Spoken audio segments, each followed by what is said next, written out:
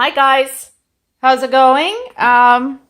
So today I'm going to do, as you can see, this big area of random things that I've painted, including this very awkward looking dog. Today I'm going to show you how to do these little beauties.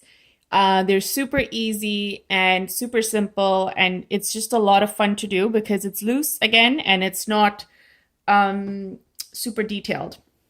So for those of you who like to do things in a few minutes yeah, in a few minutes, not seconds, because it'll take you a little more than a few seconds to do, this is for you.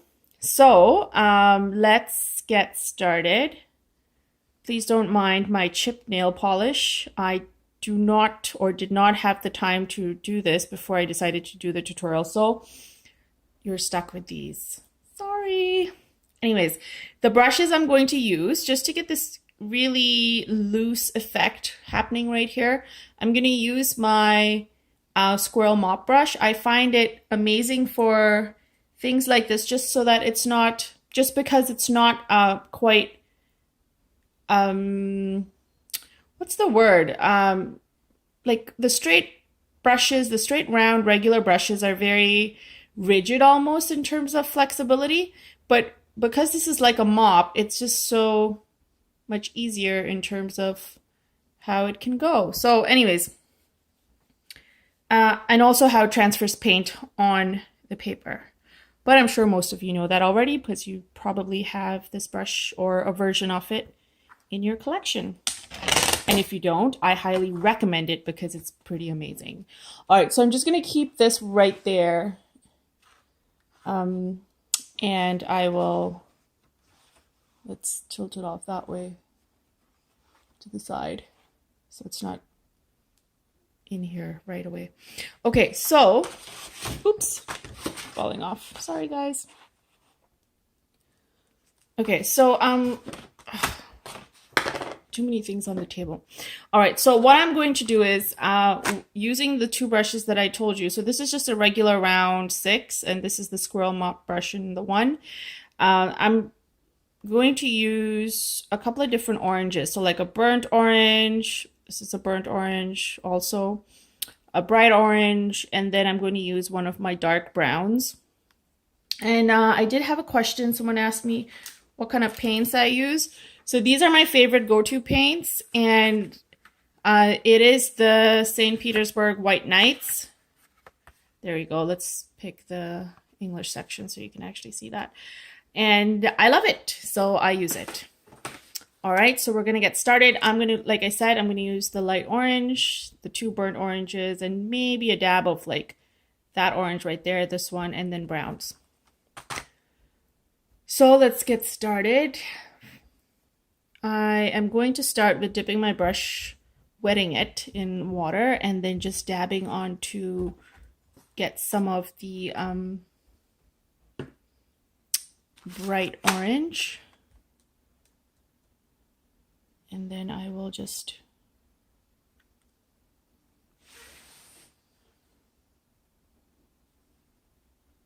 make an oval shape. Is it oval? No, an arc.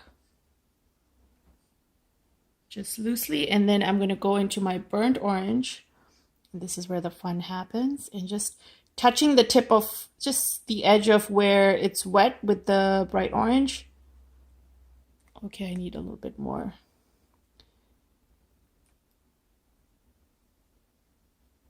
I need more color, guys, sorry.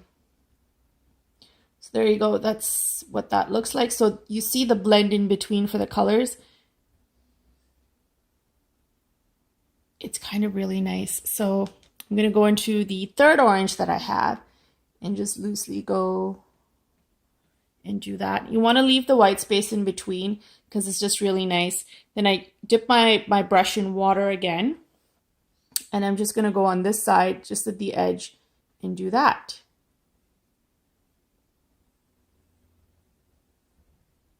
And leave these open white spaces in there. It is really nice, guys, when it dries up.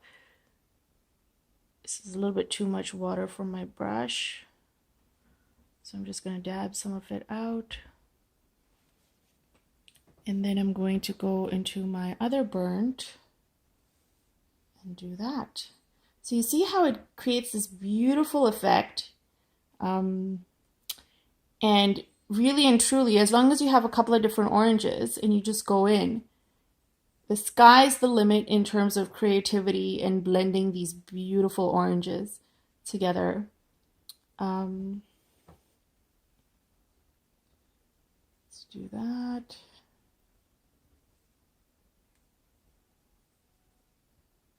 And now finally for the brown, I'm going to go into my dark brown and then just dab at the edges so it blends in with the orange again. And then just kind of extend and draw a little extension from it. And then at the bottom, I'm just going to do something very light so you kind of get the hint of what it is.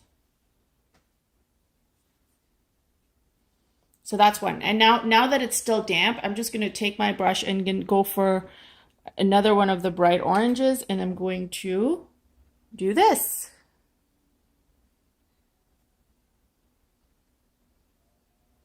I realize this is a little bit too much to the edge, so I'm just going to move this over. And so again, using the same concept, one orange and then take another one and go in the middle. And then just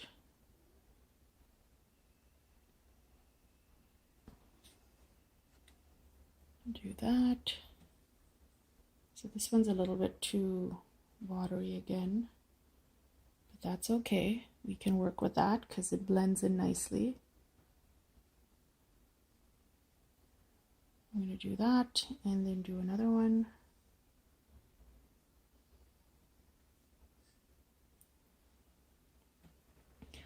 So the one on this side, I'm going to use one of the darker. So here's another method. So I've done this. You want to touch it so you get that effect. All right, leave a lot of white as and when, wherever you can. And just make it very loose. And then here's this. And then I'm going to take this brush. Actually, you know what? I'll just take another round brush, dip it in water, and just go like this at the edge. So you get that fading effect or faded effect. Unfortunately, this one had a little bit of orange, so you can see some orange in there. But yeah, I'm going to go for the brighter one again and do that. So this had a little more water, which is also nice. And then I'm gonna do this. So this one's like a tilted,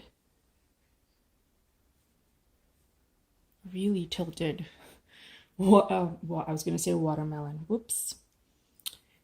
I meant pumpkin.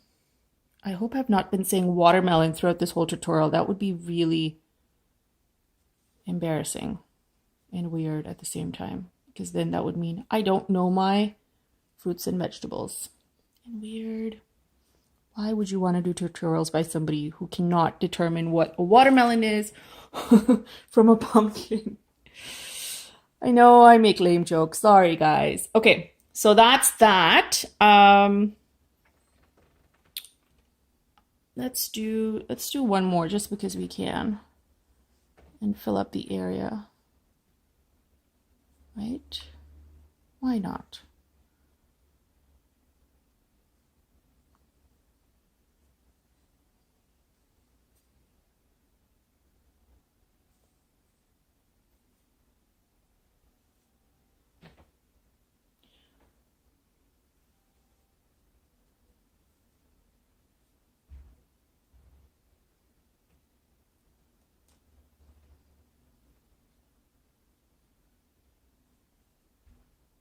Really close to the paper edge. This is the thing when you use thick brushes, you end up getting so much paint that sometimes what you intended to be a lot smaller turns out to be so much bigger. but I don't mind it here, so it's fine. For the sake of demonstration. So that is that.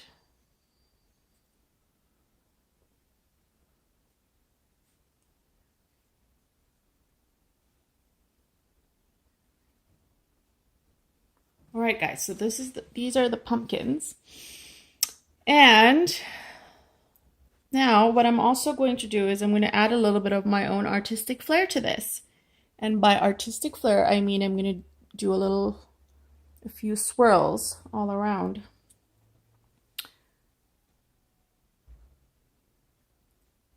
So this is really wet here, but we're going to go for it anyways, okay? I'm trying to think.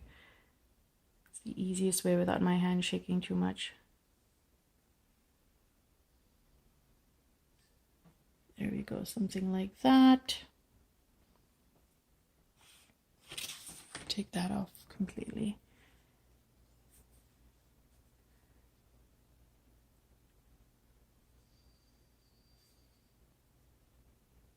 Does this remind you of Cinderella? Because it's totally reminding me of Cinderella right now. And then also what I will do is, I'm going to do this. Using, just wetting my brush a little bit, I'm just going to go to the bottom, barely touch that so I can get some of the orange. And just to sort of try and make a hint of, what's the word? A shadow.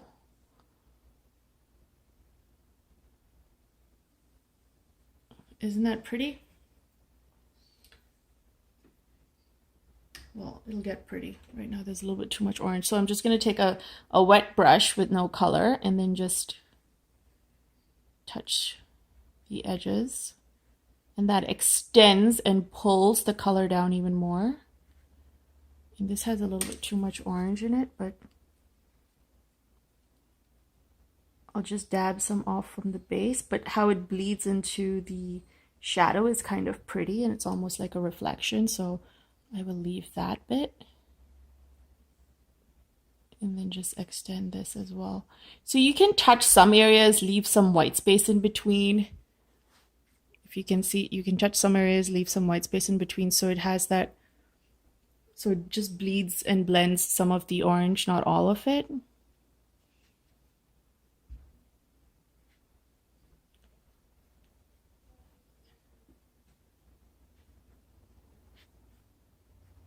All right, so you want it to be very subtle, very blendy. Now these ones I think are mostly dry, so you might or might not. Oh, this one isn't too bad. It's still a little bit.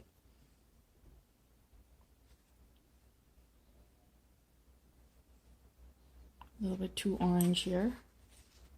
So you got to be careful. If there's a lot of orange and you also have a lot of water on your brush, then you could potentially get a lot of something. So we're just going to go back and do that.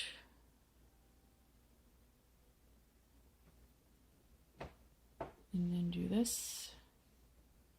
So what I did was I dabbed a little bit more brown, and then I went back and added water at the edges so it pulled the brown down. And then I'm going to just sort of hint at all these areas here. And so, ooh, look at that. That's nice. See how it's bleeding in? Sometimes it really depends on, you know, how your paper or which area your paper and water and everything is flowing. Okay, let me say that again. Also depends on the tilt of your paper and also the direction of the water flow. So right now mine's pretty flat. And I guess the water was going there, so it kind of flowed in that direction. I'm just going to take off some paint from here. It's good.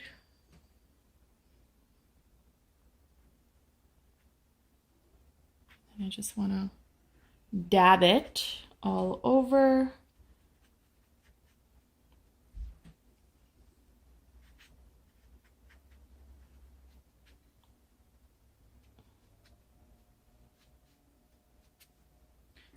And then finally, you want to just brush just clear water all around so it can bleed more or not, and it'll just give you a very soft finish to your shadow.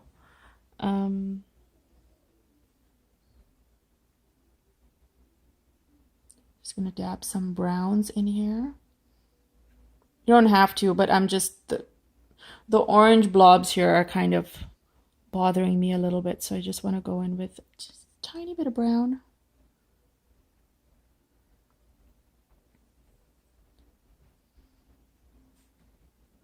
Yeah, not bad. All right, finishing with the swirls, and then we're done. Oops.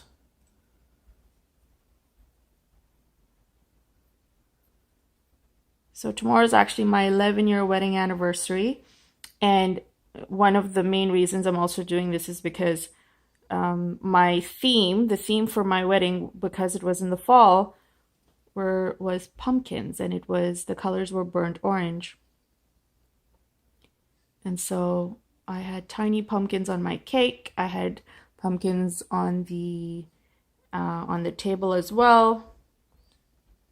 So these are quite fitting for the occasion, if I do say so myself. All right, so I think I don't want to do too much, otherwise it might just ruin what we have here, and less is more. So I'm going to end this and say I hope you guys like this. If you have any questions at all, please feel free to ask or comment. Thank you so much for watching, and I hope you guys have a great Thanksgiving. Bye.